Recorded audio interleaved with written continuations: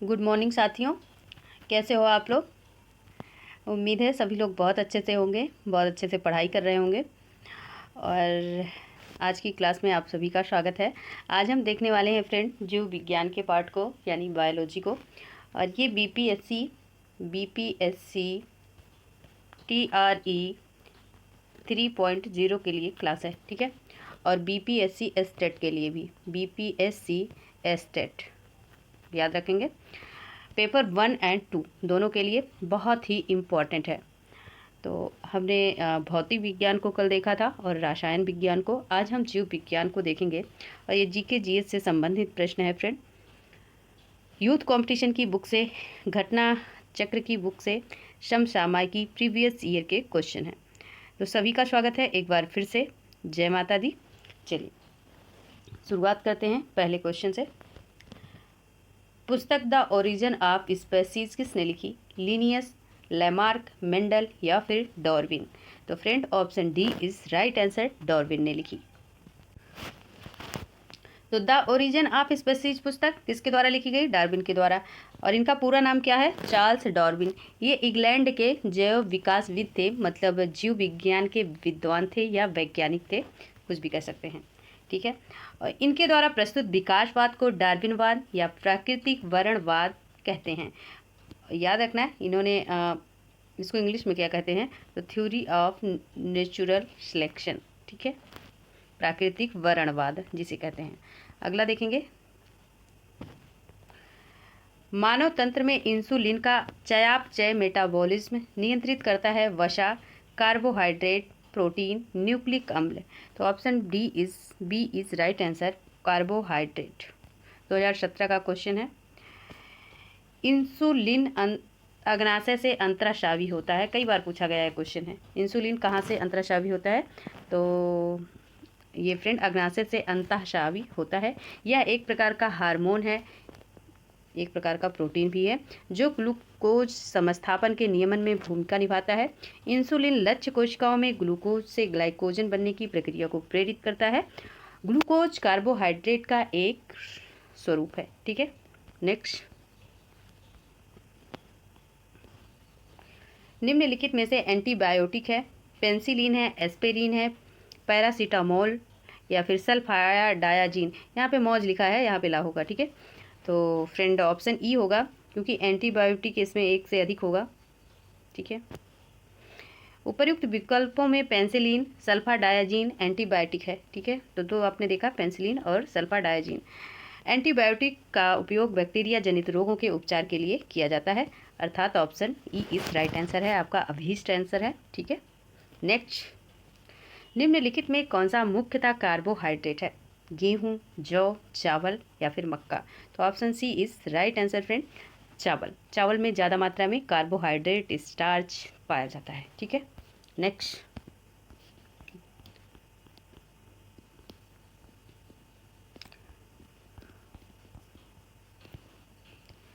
कीट संवर्धन है कीटों की वृद्धि करने का विज्ञान, जंतुओं के अध्ययन करने का विज्ञान, मछलियों के अध्ययन करने का विज्ञान या फिर कीट को मारने का विज्ञान? तो फ्रेंड कीटों के वृद्धि करने का विज्ञान। संवर्धन लिखा है ना, संवर्धन का मतलब, वर्धन का मतलब बढ़ाना, तो कीटों की वृद्धि का विज्ञान है ये।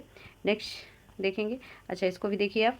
तो कीट क्या, किसको कहते हैं आप? कीट, तो कीट संवर्धन, कीटों जैसे केचुआ को ही किसान का क्या कहा जाता है? मित्र कहा जाता है। तो केचुआ की वृद्धि करने का विज्ञान है। केचुआ कृषकों का क्या है? मित्र है। भूमि की आंत कहा जाता है, वेरी वेरी इंपॉर्टेंट। भूमि की आंत किसको कहते हैं? केचुआ को, ठीक है। केचुआ खाद, वर्मी कंपोस्ट, पोषक पदार्थों से भरपूर एक उत्तम जैव उर्वरक है, ठीक है। नेक्स्ट, जेनेटिक्स निम्न में से किसका अध्ययन है? मेंडल का नियम है, जैव विकास है या फिर डीएनए संरचना है, आनुवंशिकता और विचरण है? तो जेनेटिक्स फ्रेंड ये आनुवंशिकता और विचरण है। मतलब आनुवंशिकता का मतलब कहते नहीं, अरे ये चीज़ें तो इनको जेनेटिक्स से मिली हुई हैं, ठीक है, गिफ्टेड हैं। तो कई बार ऐसा आपने सुना होगा कहते हुए। तो जो हमारे जैसे पीढ़ी दर पीढ़ी, जैसे पिता के पिता को कुछ मिल गया या कोई रोग हो, मान लो रोग हो, उनसे उनको मिल गया, फिर आपके पिता से आपको मिल गया, तो जेनेटिक या पीढ़ी दर पीढ़ी चलता है, ठीक है। इसे ही कहते हैं आनुवांशिकता और विचरण। आनुवांशिकता के जनक कौन कहे जाते हैं फ्रेंड, आप ज़रूर बताएंगे। तो जेनेटिक्स जीव विज्ञान की वह शाखा है जिसके अंतर्गत जीवधारियों में, जीनों में आनुवांशिकता विचरण का अध्ययन किया जाता है। नेक्स्ट, गर्भ में भ्रूण के विकास को जानने के लिए निम्नलिखित किरणों तरंगों में किसका उपयोग किया जाता है? एक्स किरणें, सूक्ष्म तरंगे, पराध्वनि तरंगे या फिर परावैगनी किरणें। आज क्लास छोटी होगी फ्रेंड, ठीक है, क्योंकि मुझे कहीं जाना है। तो 30 मिनट की होगी, ज़्यादा बड़ी नहीं ना ज़्यादा छोटी। तो गर्भ में भ्रूण के विकास को जानने के लिए निम्नलिखित किरणों तरंगों में किसका उपयोग किया जाता है? Option C is right answer, पराध्वनि तरंगे। नेक्स्ट, निम्न में से कौन सा एक सच्चा फल नहीं है? सच्चा फल, सोचिए, कच्चा नहीं सच्चा कहा गया है। सेब, अंगूर, खजूर या आलू बुखारा। आलू बुखारा हम आज तक नहीं जान पाए, आलू बुखारा किसको कहते हैं, और आज हम पक्का सर्च करेंगे गूगल में जाके, ठीक है। तो option A is right answer, ठीक है, सच्चा फल नहीं है। बाकी खजूर, अंगूर, आलू बुखारा ये कैसा फल है? तो ये फ्रेंड सच्चा फल है, ठीक है। तो आलू बुखारा, एक सेकेंड, क्या हो गया? तो जब फल के निर्माण में या अंडाशय के अलावा कुछ अन्य भाग शामिल हो तो ऐसे फल को असत्य फल, फ्रूट कहते हैं, ठीक है। उदाहरण है सेब, काजू, नाशपाती, ठीक है, या फिर नट तो काजू को कहते हैं, ठीक है, नाशपाती मतलब पियर, ठीक है। तो अंडाशय का मतलब क्या होता है? कुछ, जब फल के निर्माण में अंडाशय के अलावा कुछ अन्य भाग शामिल हो तो ऐसे फल को असत्य फल कहते हैं, ठीक है। अब ये क्या होता है? तो ये भैया बायोलॉजी पढ़ने वाले ही जानेंगे इसको, ठीक है, थोड़ा सा ध्यान देना पड़ेगा, हो सकता अभी मिले आपको आगे देखने को।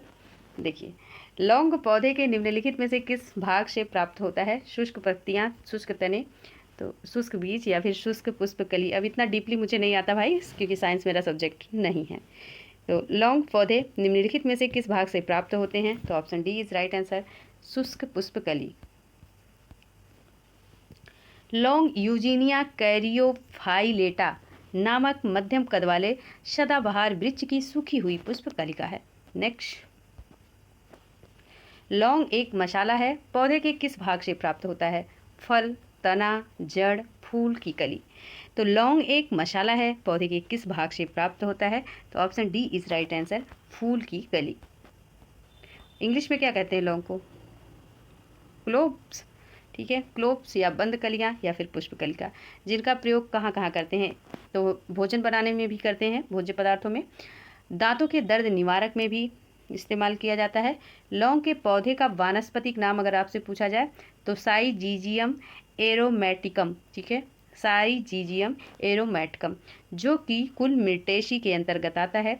इसका जन्म स्थल इंडोनेशिया से माना जाता है तथा इसका उपयोग समस्त विश्व में किया जाता है।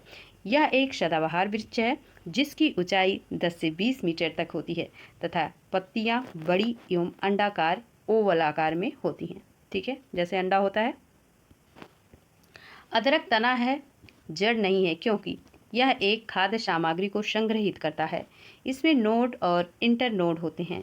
यह मिट्टी में क्षैतिज रूप से बढ़ता है। इसमें क्लोरोफिल की कमी है। उपर्युक्त में से कोई नहीं या फिर एक से अधिक। तो अदरक तना है, जड़ नहीं, क्योंकि इसमें नोड और इंटरनोड होते हैं। तो नोड का मतलब क्या होता है? तो नोड एवं इंटरनोड की उपस्थिति तने का विशेष लक्षण है। चूँकि अदरक में ये संरचनाएं पाई जाती हैं, अतः यह कहा जाता है कि अदरक तना है, जड़ नहीं है। ये नोड क्या होता है?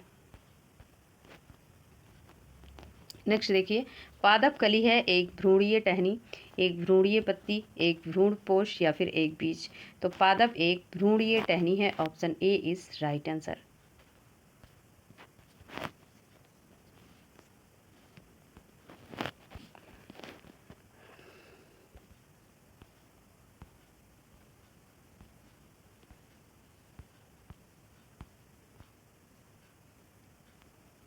चलिए 14 नंबर का क्वेश्चन देखिए, इलेक्ट्रोएन्सेफेलोग्राम या ईईजी निम्न में से किसकी निगरानी के लिए होता है? ठीक है, EEC, जी नहीं है, ये सी है। ठीक है, EEC। तो हृदय दिल या फिर जी है, जी ही है तो EG ही होता है भाई, तो EEG है, सी नहीं है।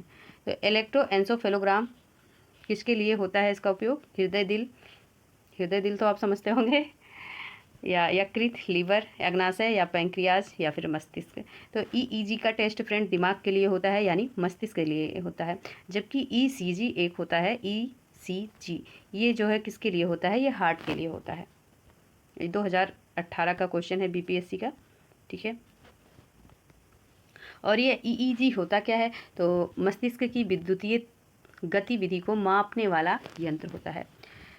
मांसपेशियों में दर्द के उपचार में उपयोग किया जाने वाला विकिरण है इंफ्रारेड, माइक्रोवेव, UV, एक्सरे। तो option A is right answer, infrared. Next, जीओ में अत्यधिक विविधता का कारण है? अनुकूलन है, सहभागिता है, उत्परिवर्तन है, बहुगुण सूत्रता है। तो option C is right answer, उत्परिवर्तन है, क्योंकि जीव में अधिकतम विविधता का कारण क्या है? तो सबसे पहले ये जान लीजिए आप, वैज्ञानिकों का वह समूह जिन्होंने प्रकृतिवाद के सिद्धांत को आधुनिक रूप दिया, उन्हें नव डार्विनवादी कहते हैं। आधुनिक नव डार्विनवादियों के अनुसार जीनों में साधारण परिवर्तनों के उपरांत नए जीव बनते हैं, जिनसे उनमें विभिन्नताएं बढ़ जाती हैं। इन परिवर्तनों को उत्परिवर्तन कहते हैं। ये परिवर्तन अस्पष्टता वंशागत होते हैं। वंशागत का मैंने आपको बताया, वही जेनेटिक्स। ठीक है, पीढ़ी दर पीढ़ी चलने वाला। तो तथा पीढ़ियों में वर्ण करने द्वारा नई जातियों की उत्पत्ति होती है।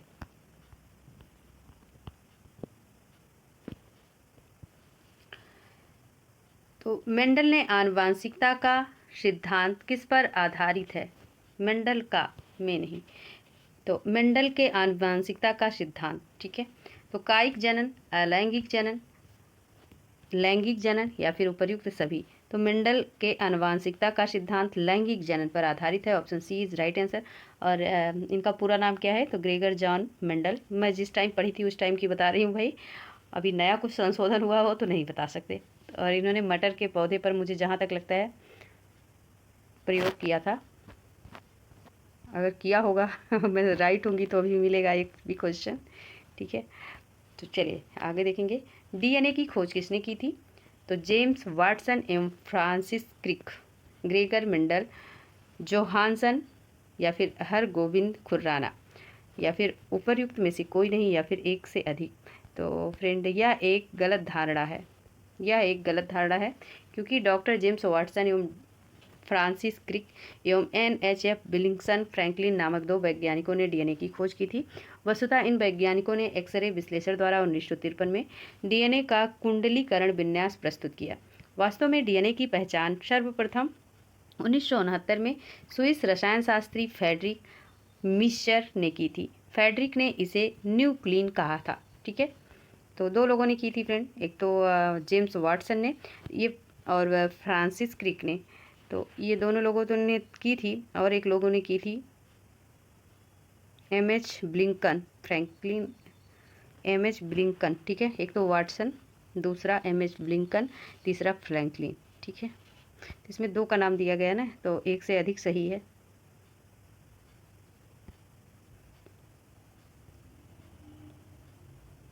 तो जेम्स वाटसन, तो ऑप्शन ए होना था ना इसका आंसर, तो ऑप्शन ए होना था, ई नहीं होगा इसका, ऑप्शन ए, क्योंकि दोनों लोगों का तो नाम एक साथ दिया गया है, फिर ऑप्शन ई क्यों राइट है? ठीक है, तो ऑप्शन ए होगा फ्रेंड। आगे देखेंगे। जीव कोशिकाओं में आनुवांशिक लक्षणों के नियंत्रण में निम्नलिखित में से कौन सा उत्तरदायी है? एंजाइम, हार्मोन, RNA या फिर DNA। तो option D is right answer. आनुवांशिक लक्षणों के नियंत्रण में DNA उत्तरदायी है। नेक्स्ट, यकृत एवं मांसपेशियों में ऊर्जा जमा होती है कार्बोहाइड्रेट के रूप में, वसा के रूप में, प्रोटीन के रूप में या ग्लाइकोजन के रूप में। तो friend option D is right answer. यकृत एवं मांसपेशियों में ऊर्जा कैसे जमा होती है? ग्लाइकोजन के रूप में। ठीक है, ग्लाइकोजन। अगला देखेंगे।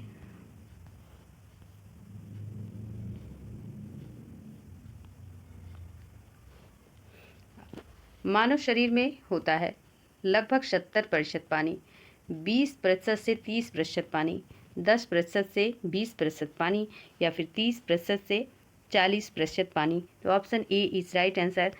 लगभग 30% लगभग 70% पानी। कहीं आपको कहीं कहीं 70 से 75 मिल जाएगा देखने को, तो लेकिन एग्जैक्ट 70%, ठीक है। विटामिन जो रक्त के थक्के बनाने में प्रभावी होता है, vitamin A, vitamin B, vitamin D या फिर vitamin K. Option D is right answer. Blood clotting, आपने मतलब जो रक्त गाढ़ा कर देते हैं ना, ब्लड क्लॉटिंग, थक्का बन जाता है। जैसे मान लीजिए कहीं आपका कट गया हो, कहीं चोट लग गई हो, तो फिर ये किस विटामिन के द्वारा होगा कि आपका ब्लड जो है रुकना बंद होगा, थक्का बन जाता है, पपड़ी बन जाती है, आपको पता होगा। चलिए आगे देखेंगे अगला प्रश्न। निम्नलिखित में से कौन सा विटामिन प्रतिस्कंदक विषों के प्रतिविष प्रतिकारक के रूप में प्रयोग किया जाता है? Vitamin A, vitamin D, vitamin E या फिर विटामिन के। तो option D is right answer, vitamin के। नेक्स्ट, निम्नलिखित में से किस विटामिन को अगोकैल्सिफेरॉल कहते हैं? तो vitamin D2, vitamin D3, vitamin D B12 या फिर विटामिन B6। तो विटामिन D को अर्गो है, क्या है ये? अगोकैल्सिफेरॉल कहते हैं विटामिन D2 को।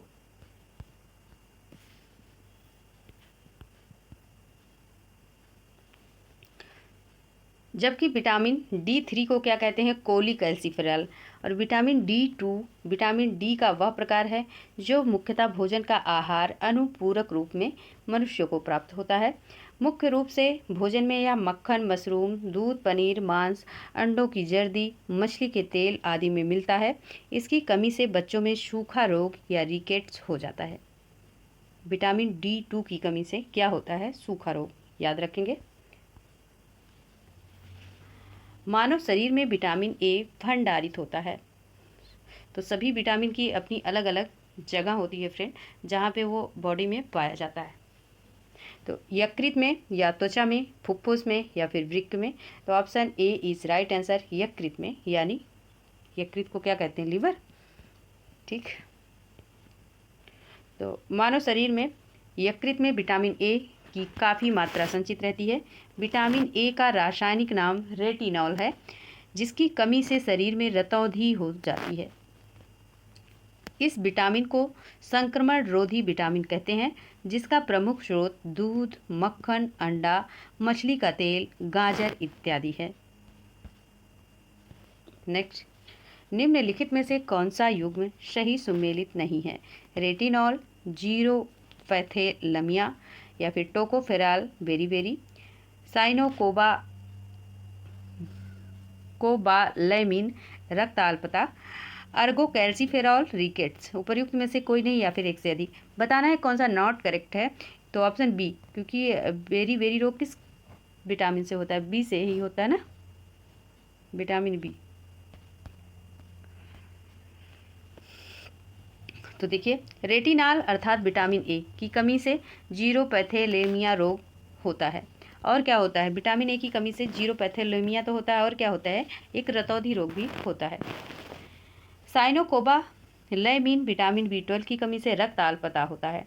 रक्त अल्पता का मतलब खून की कमी हो जाती है। तथा विटामिन डी की कमी से कोलीकैल्सिफेरॉल, और D3 की कमी से क्या होता है? अर्गोकैल्सिफेरॉल, और D2 की कमी से बच्चों में रिकेट्स नामक रोग हो जाता है। विटामिन B1 की कमी से क्या होता है? बेरी नामक रोग हो जाता है। थायमीन की कमी से होता है बेरी रोग, ना कि टोकोफेरॉल विटामिन ई की कमी से, ठीक है। नेक्स्ट, निम्नलिखित में से किस युग्म में सही सुमेल नहीं है? तो विटामिन B1 ऑरेंज या संतरा, विटामिन डी कार्ड यकृत तेल, विटामिन ई गेहूं अंकुर तेल, विटामिन के एल्फाल्फा, ठीक है। तो कौन सा सुमेलित नहीं है? तो ऑप्शन ई। देखते हैं क्यों।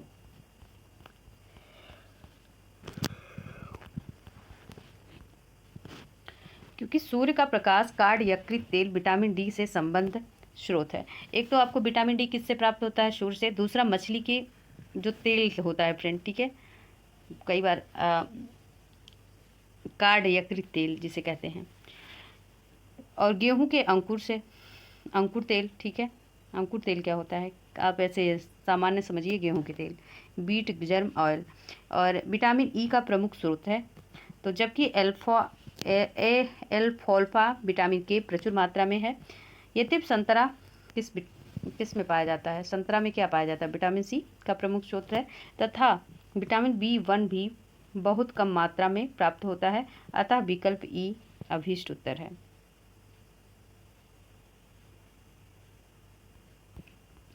इसमें पूछा क्या गया है?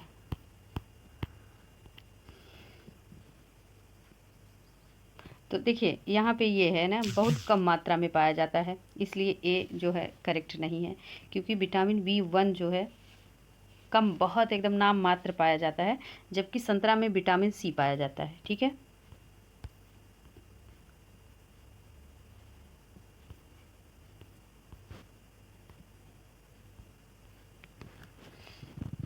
तो एक चीज़ तो ये था, और दूसरा क्या है? सूर्य के प्रकाश, यकृत, कार्ड, ये भी सही, जबकि एल्फाल्फा से विटामिन के प्रचुर मात्रा में मिलता है। अच्छा, इसीलिए ऑप्शन ई राइट है, ठीक है।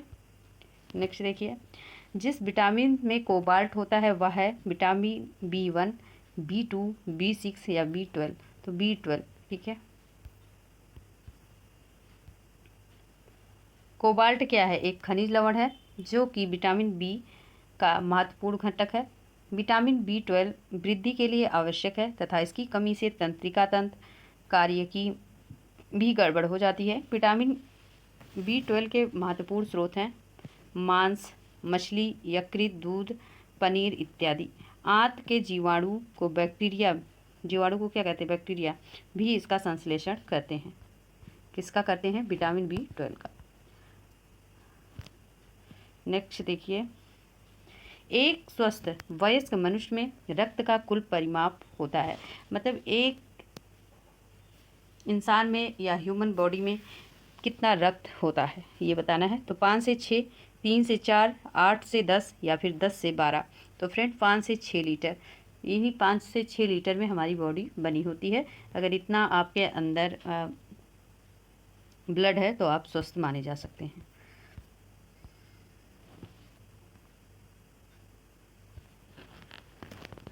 नेक्स्ट देखिए, आधान ट्रांसफ्यूजन में रक्त न केवल रक्त के प्रकार में बल्कि डैश में भी संगत होना चाहिए। तो RH कारक, सफ़ेद कोशिकाओं की संख्या, लाल कोशिकाओं की संख्या, दाता और प्राप्तकर्ता के वंश, उपर्युक्त में से कोई नहीं या फिर एक से अधिक।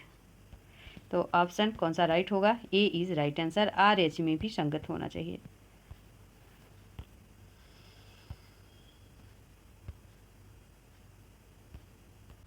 अगला प्रश्न है फ्रेंड, इनमें से रक्तदाब का मात्रक यंत्र कौन सा है? स्फेरोमीटर, एनीमोमीटर या फिर स्फिग्नोमैनोमीटर, एमीटर? तो friend sphygmomanometer, option C is right answer. स्वस्थ मनुष्य का रक्तचाप यानी बीपी, जो ब्लड प्रेशर होता है आपका, कितना होना चाहिए? तो 120/80 होता है, ठीक है, या 80/120। 80 तो होना चाहिए 120 में, ठीक है। जबकि धमनियों में रक्तचाप दाब की दो अवस्थाएं होती हैं, पहले प्राकुचन दाब और तथा दूसरे को प्रसारण दाब कहते हैं। सामान्य तौर पर प्राकुचन दाब 120 मिली एचजी तथा प्रसारण दाब 80 मिली एचजी होता है। ये इम्पोर्टेंट है। रक्तचाप को डॉक्टर स्फेग्नोमीटर यंत्र द्वारा मापता है। तो आपका ब्लड प्रेशर वही किस के द्वारा नापा जाता है? तो फ्रेंड स्फिग्नोमैनोमीटर द्वारा। अगर आपसे पूछे जो संकुचन दाब होता है कितना, तो 120 मिली, और जबकि प्रसारण वाला कितना होता है, तो 80 मिली, ठीक है। वृक्क से प्रति मिनट औसत रक्त प्रवाह होता है 1000 सीसी, 1200 सीसी, 200 सीसी या फिर 500 सीसी? तो option B is right answer, 1200 CC. तो वृक्क मानव शरीर का महत्वपूर्ण अंग है। इसका मुख्य कार्य है रक्त की शुद्धि के साथ शरीर के विषाक्त पदार्थों को मूत्र के माध्यम से बाहर निकालना होता है। वृक्क प्रतिदिन लगभग 15 लीटर रक्त की शुद्धि करता है तथा लगभग 1.5 लीटर मूत्र में तब्दील करता है। वृक्क से प्रति मिनट 1200 सीसी रक्त प्रवाहित होता है। आगे देखेंगे, इंसुलिन है, वसा है, विटामिन है, कार्बोहाइड्रेट है या प्रोटीन है। तो फ्रेंड यह एक प्रकार का प्रोटीन है। Option D is right answer. Next, निम्नलिखित में से कौन सा हार्मोन है? RNA, invertase, insulin, ascorbic acid. तो friend option C is right answer, insulin. Next, महिला सेक्स हार्मोन है एस्ट्रोजन, एंड्रोजन।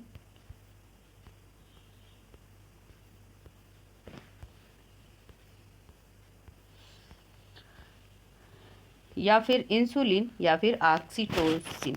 तो फ्रेंड एस्ट्रोजन हार्मोन क्या है? ये महिला हार्मोन है, ठीक है, जिसका उत्पादन स्त्रियों में अंडाशय की ग्राफियन पुटिकाओं की थीका इंटरना की कोशिकाओं द्वारा यौन आरंभ से लेकर रजोन निर्वृत्ति की आयु से लगभग 45 से 52 वर्ष तक होता है।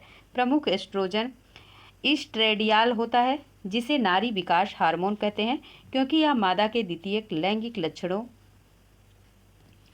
स्तनों, दुग्ध ग्रंथियों, गर्भाशय, योनि इत्यादि का समुचित विकास में सहायक होता है। नेक्स्ट, निम्नलिखित में से कौन सा हार्मोन स्तन ग्रंथियों से दुग्ध का स्राव होने में भूमिका निभाता है? तो एड्रेनालिन, ठीक है, एड्रेनालिन, थायरॉक्सिन, प्रोजेस्टेरॉन या फिर ऑक्सीटोसिन। तो option D is right answer, oxytocin. निम्नलिखित में से किस हार्मोन में आयोडीन मिली होती है? तो टेस्टोस्टेरॉन, एड्रेनलिन, थायरॉक्सिन, इंसुलिन। तो निम्नलिखित में से किस हार्मोन में आयोडीन मिली होती है फ्रेंड? तो option C is right answer, thyroxine में। तो थायरॉक्सिन हार्मोन में आयोडीन मिला होता है।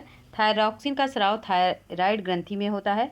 थायराइड ग्रंथि थायरॉक्सिन हार्मोन स्रावित करने के लिए उत्तेजित करने वाला अंतःस्रावी हार्मोन थायरोट्रोपिन, जिसका स्रावण अग्र पिट्यूटरी और थायरोट्रॉफ कोशिकाएं करती हैं, ठीक है, पिट्यूटरी और थायरोट्रॉफ कोशिकाएं करती हैं।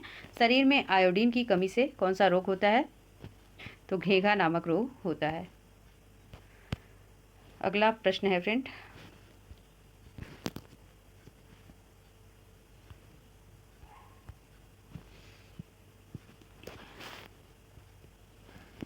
पीयूष ग्रंथि स्थित है या पिट्यूटरी आंत में, लीवर में,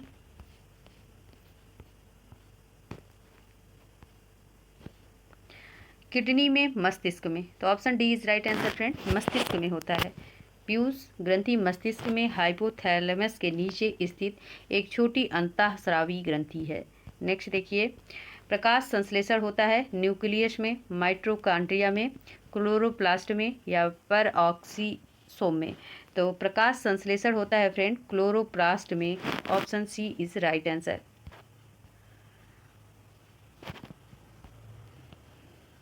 अगला देखिए, प्रकाश संश्लेषण का उत्पाद है कार्बन डाइऑक्साइड, O2 ऑक्सीजन या ऊर्जा या शर्करा? तो option B is right answer friend, oxygen.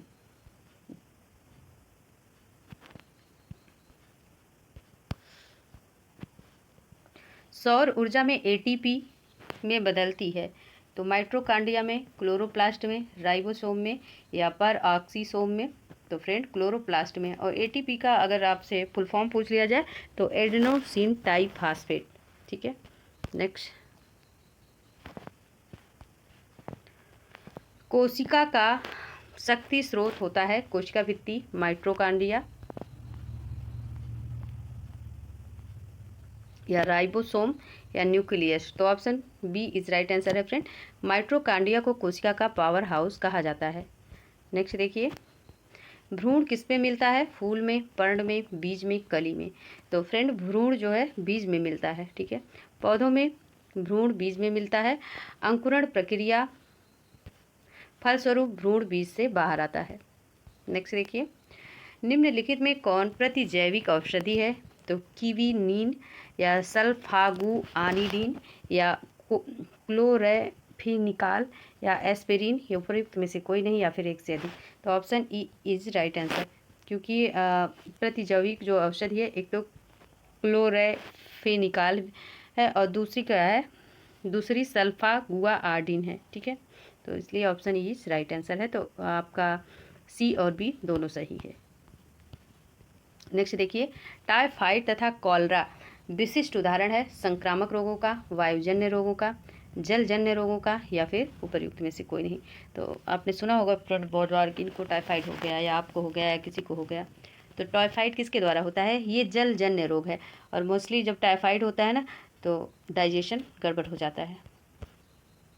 आगे देखेंगे, और हाँ इसको देखिए, इसको रोका कैसे जाता है। तो टाइफाइड रोग का कारण जो है सनमोनेला टाइफी, कॉलरा का कारण विब्रियो कॉलेरी नामक जीवाणु से होता है। पानी के जल के उचित उपचार द्वारा इन्हें फैलने से रोका जाता है। नेक्स्ट देखिए, मनुष्य में एफ्लाटॉक्सिन खाद्य विषाक्तन द्वारा सामान्यतः कौन सा अंग प्रभावित होता है। तो हृदय, फेफड़ा, वृक्क या फिर यकृत। Option D is right answer. Aflatoxin खाद्य विषाक्तन सामान्यतः यकृत अंग प्रभावित होता है इससे। अगला देखिए, मनुष्य के शरीर के किस अंग में लिम्फोसाइट का निर्माण होता है, यकृत, अस्थि मज्जा, तिल्ली या फिर अग्नाशय। तो मनुष्य के शरीर के किस अंग में लिम्फोसाइट का निर्माण होता है फ्रेंड। तो ऑप्शन ई राइट आंसर है, क्योंकि मनुष्य के शरीर में तिल्ली या प्लीहा, थाइमस ग्रंथि, अस्थि मज्जा आदि लिम्फोसाइट का निर्माण होता है। लिम्फोसाइट एक प्रकार की श्वेत रक्त कणिकाएं, WBC जिसे कहते हैं, श्वेत रक्त कणिकाएं होती हैं जो गश्ती सेना की भांति समस्त शरीर में घूमती रहती हैं तथा सुरक्षा तंत्र के सारे भागों के बीच सामंजस्य स्थापित करती हैं। तो देखिए मनुष्य में क्या है, किस अंग में लिम्फोसाइट का निर्माण होता है। तो आपने क्या देखा, एक तो तिल्ली या प्लीहा, तो तिल्ली प्लीहा, ठीक है, एक तो सी हो गया राइट, दूसरा थाइमस ग्रंथि, तो और दूसरा है फ्रेंड अस्थि मज्जा। तो एक से अधिक ऑप्शन इसमें राइट हैं, तो जिस कारण ऑप्शन ई इज करेक्ट है। ठीक है, आगे देखेंगे, ओकोजीन संबंधित है तपेदिक से, पीलिया से, कर्क रोग से या आंत ज्वर से। तो ओकोजीन संबंधित है फ्रेंड कर्क रोग से। Option C is right answer. तो ओकोजीन एक सामान्य जीन है जो कैंसर के लिए उत्तरदायी है। सर्वप्रथम इसकी पहचान ARC के रूप में की गई थी, 1970 में खोजा गया। यह घटक मुर्गियों में कैंसर वायरस का घटक था जिसे रासकोर्मा वायरस का नाम दिया गया था। ठीक है, नेक्स्ट देख लीजिए, रक्त कैंसर ल्यूकेमिया की रोकथाम में प्रयोग किया जाने वाला रेडियो समस्थानिक है। आयोडीन 131, सोडियम 24, फास्फोरस 32 या फिर कोबाल्ट 60। तो इसमें भी ऑप्शन एक से अधिक सही है। ठीक है, तो देखिए, रेडियो फास्फोरस P32, कोबाल्ट 60 का उपयोग ल्यूकेमिया के इलाज में किया जाता है। एक तो रेडियो फास्फोरस, दूसरा कोबाल्ट। तो फास्फोरस तो सी और डी दोनों ऑप्शन सही है। नेक्स्ट देखिए, तीव्रता एवं प्रयुक्तता के आधार पर निम्नलिखित में से कर्क रोग या कैंसर रोग उत्पन्न कर सकता है, इसका उपचार भी करता है। तंबाकू, अल्कोहल